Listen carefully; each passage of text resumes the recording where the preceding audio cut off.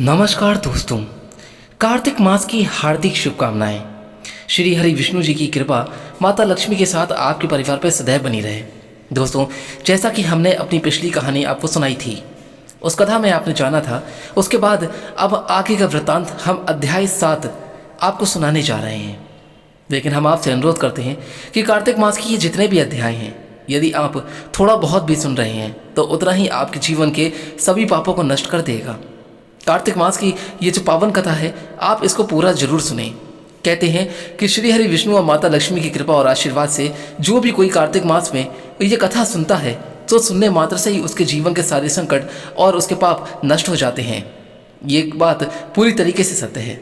इसलिए हम आपको आज कार्तिक मास अध्याय 7 उसका आगे का वृत्तांत सुनाने जा रहे हैं। तो चलिए शुरू करते हैं हम आगे की कथा को।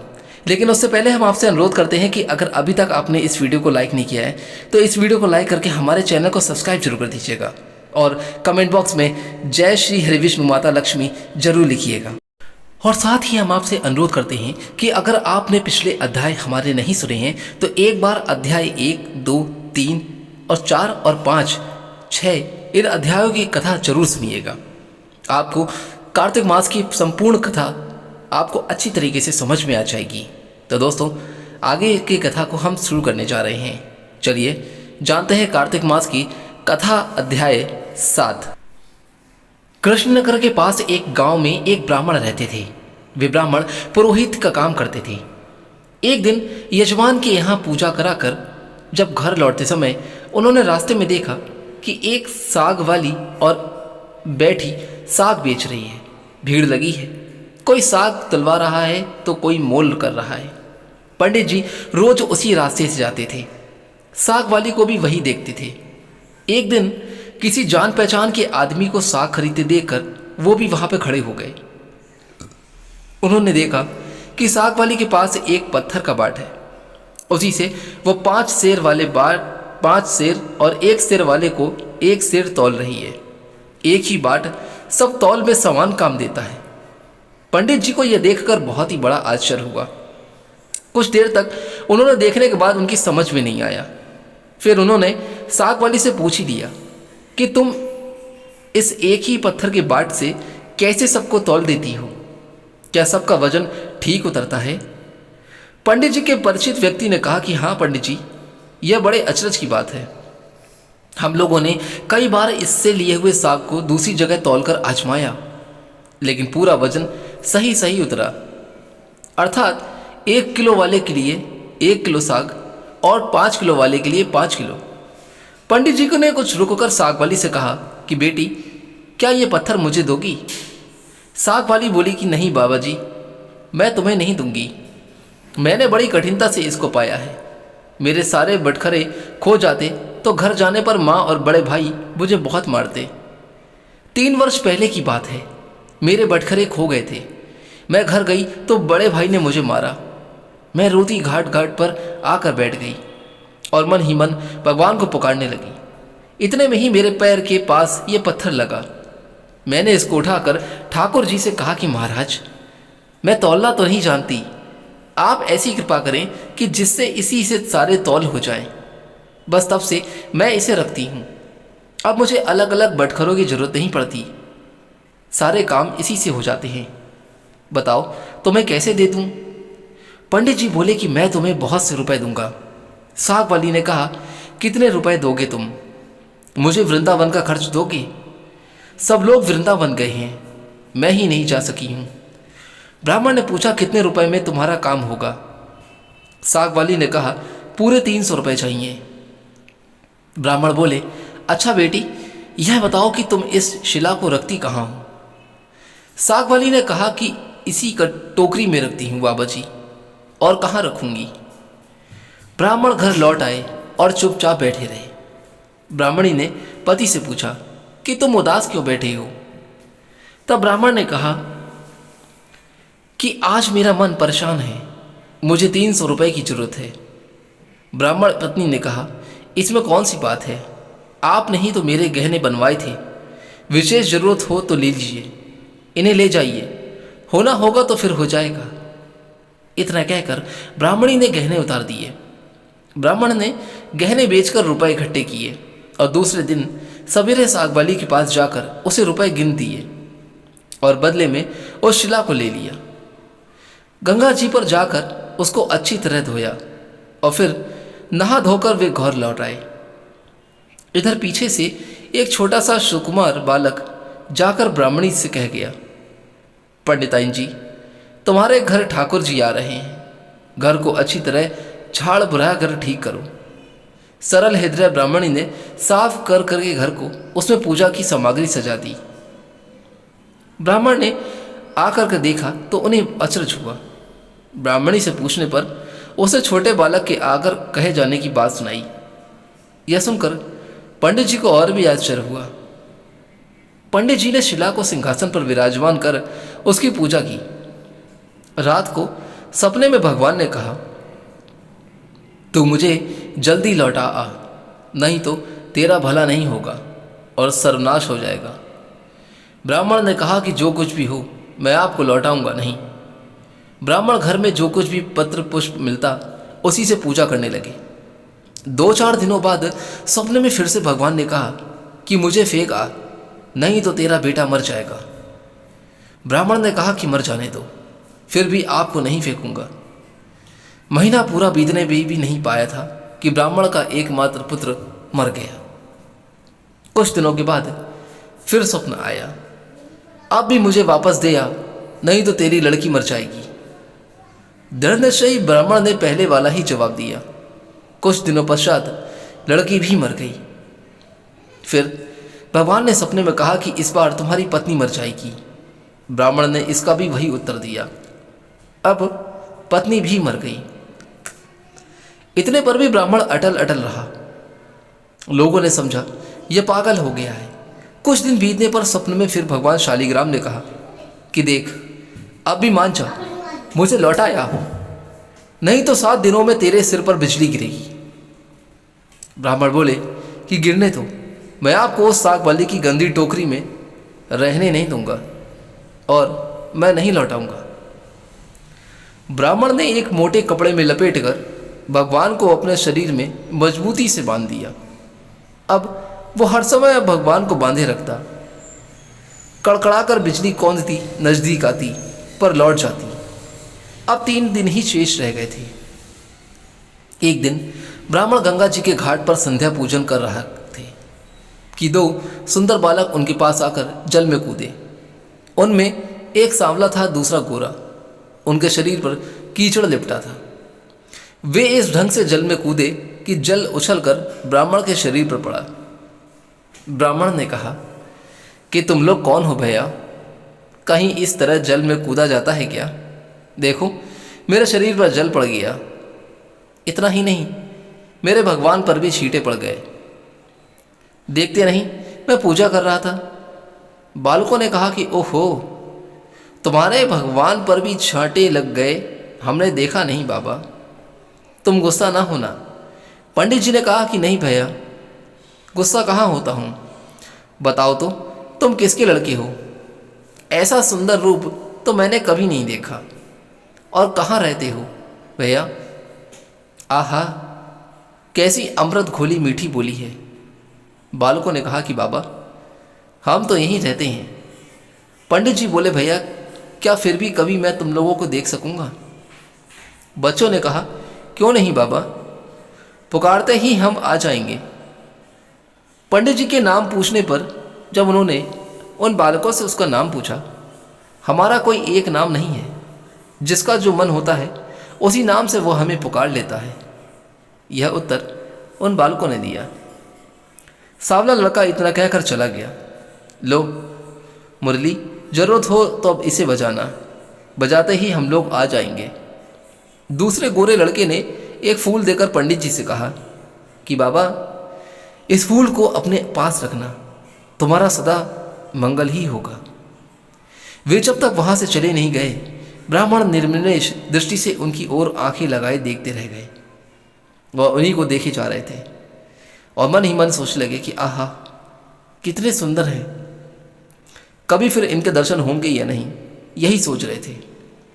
ब्राह्मण ने फूल देखकर सोचा, फूल तो बहुत बढ़िया है, कैसी मनोहर गंध आ रही है इसमें, पर मैं इसका क्या करूँगा और रखूँगा भी कहाँ।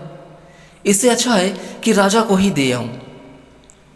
पंडित जी ने जाकर फूल वो राजा को दे दिया। राजा बहुत प्रसन्न हुए। उन्होंने उसे महल में ले जाकर बड़ी रानी को दिया। इतने में ही छोटी रानी ने जाकर कहा कि मुझे भी एक ऐसा ही फूल मंगवा दो, नहीं तो मैं डूब जाऊंगी। राजा दरबार में आए और सिपाहियों को उसी समय पंडित जी को खोजने भेजा। सिपाहियों ने ढूंढते ढूंढते जाकर देखा कि ब्राह्मण देवता सिर पर शिला बांधे पेड़ की छाया में बैठे गुनगुनाते हैं। वे उन्हें राजा के पास ले आए। राजा ने कहा कि महाराज, वैसा ही एक फूल और चाहिए। पंडित जी बोले कि राजन, मेरे पास तो वह फूल एक ही था, पर देखिए चेष्टा करता हूँ। ब्राह्मण उन बच्चों की खोज में निकल पड़े। अकस्मात उन्हें मुरली वाली बात याद आ गई। तब उन्होंने मुरली निकाली और बजाने लगे। उसी क्षण गौर श्याम जोड़ी प्रकट हो गई। कुछ देर बाद उन्होंने कहा कि भैया, वैसा एक फूल और चाहिए। मैंने तुम्हारा दिया हुआ फूल राजा को दिया था। राजा ने वैसा ही एक फूल और मांगा है। गोरे बालक ने कहा कि फूल तो हमारे पास नहीं है, परंतु हम तुम्हें एक ऐसी जगह ले जाएंगे जहां वैसे फूलों का बगीचा खिला है। तुम आंखें बंद करो। ब्राह्मण ने आंखें मूंद दी। बच्चे उनका हाथ पकड़कर न मालूम किस रास्ते से बात ही बात करते कहाँ ले गए, यह उन्हें नहीं पता थी। पंडित जी नहीं जानते थे कि बच्चे कहाँ ले जा रहे हैं। एक जगह पहुंचकर ब्राह्मण ने जब आंखें खोली तो देखकर मुग्ध हो गए। बड़ा सुंदर स्थान है। चारों ओर सुंदर सुंदर वृक्ष, लता आदि पुष्पों की मधुर गंध से सुशोभित है। बगीचे के बीच में एक बड़ा मनोहर महल है। ब्राह्मण ने देखा तो वे बालक गायब हो गए थे। वे साहस करके जब आगे बढ़े तो महल के अंदर जाकर देखते हैं सब ओर से सुसज्जित बड़ा सुरमय स्थान था। बीच में एक दिव्य रत्नों का सिंहासन है। सिंहासन खाली है। पंडित जी ने उस स्थान को मंदिर समझकर प्रणाम किया। उनके माथे पर बंधी हुई ठाकुर जी की शिला खुलकर नीचे पड़ गई। ज्यों ही पंडित जी ने उसे उठाने का हाथ बढ़ाया कि शिला फटी और उसमें से भगवान लक्ष्मी नारायण प्रकट होकर शून्य सिंहासन पर विराजमान हो गए। भगवान नारायण ने मुस्कुराते हुए ब्राह्मण से कहा, हमने तुमको कितने दुख दिए, परंतु तुम अटल रहे। दुख पाने पर भी तुमने हमें छोड़ा नहीं, पकड़े ही रहे। इसी से तुम्हें हम सशरीर यहाँ ले आए हैं।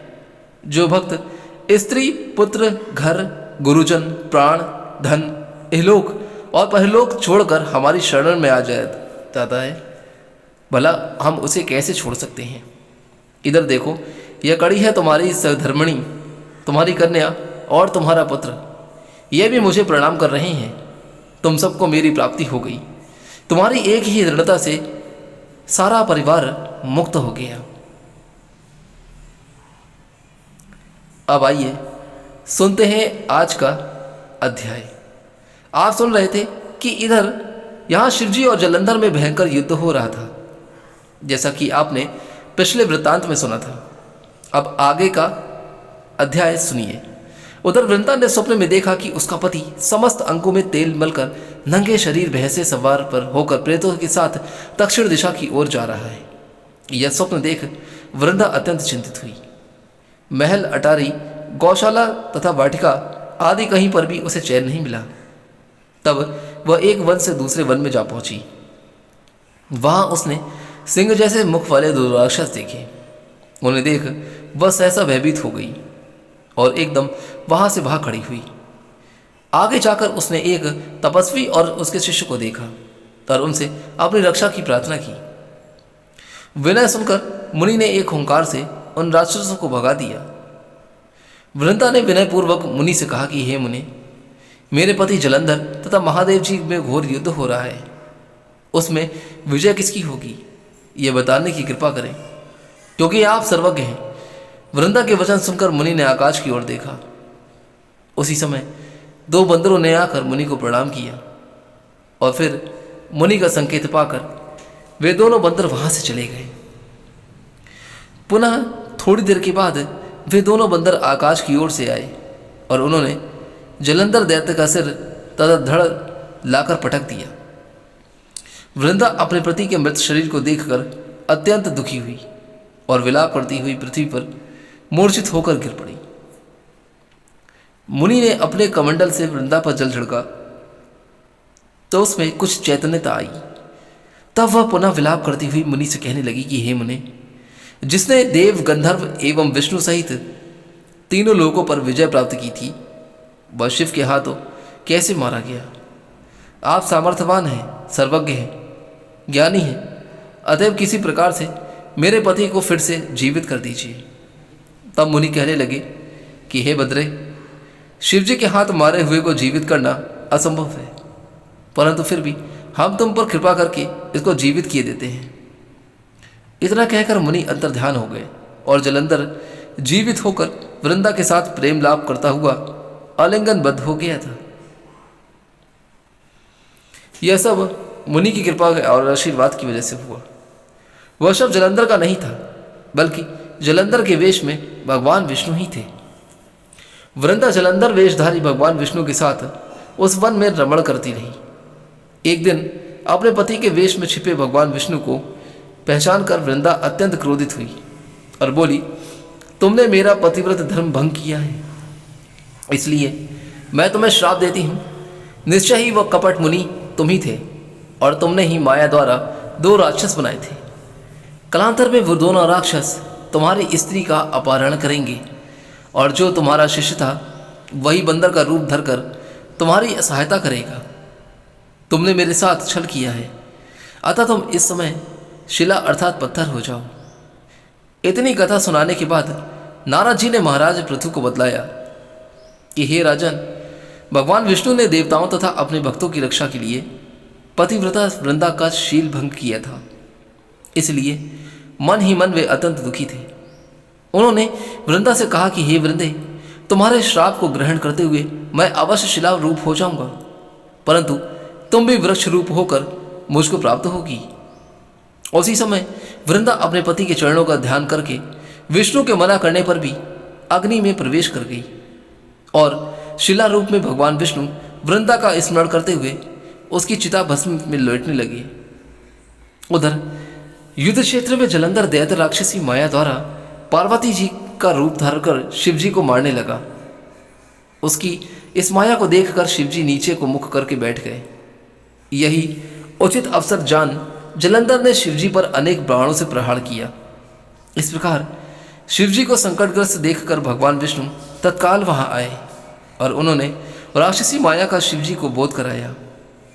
तब सचेत होकर शिवजी ने अत्यंत वेग से दैत्यों पर भयंकर बाण वर्षा प्रारंभ कर दी, जिससे भयभीत होकर शुंभ व निशुंभ भी युद्ध क्षेत्र से भाग खड़े हुए। तब शिवजी ने उनको श्राप देते हुए कहा, क्योंकि तुम युद्ध क्षेत्र से भागे हो, इसलिए पार्वती के हाथ से मारे जाओगे। इधर वृंदा का पतिव्रत धर्म भंग हो जाने से जलंधर का बल समाप्त हो गया था और भगवान विष्णु ने सुदर्शन चक्र अपने तेज सहित शिवजी को दे दिया।